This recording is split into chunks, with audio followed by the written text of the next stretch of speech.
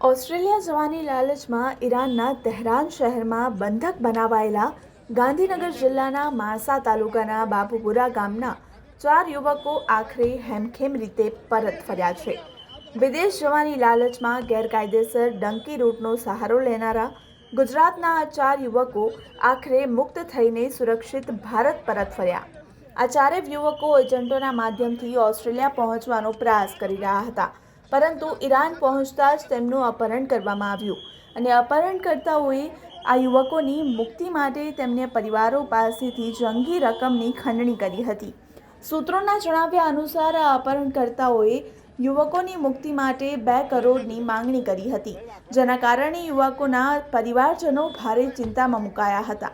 આ યુવકોના પરિવારે ભારત સરકાર સંબંધિત એજન્સીઓની મદદ માંગી હતી, જેના બાદ સઘન પ્રયાસો હાથ ધરવામાં આવ્યા હતા।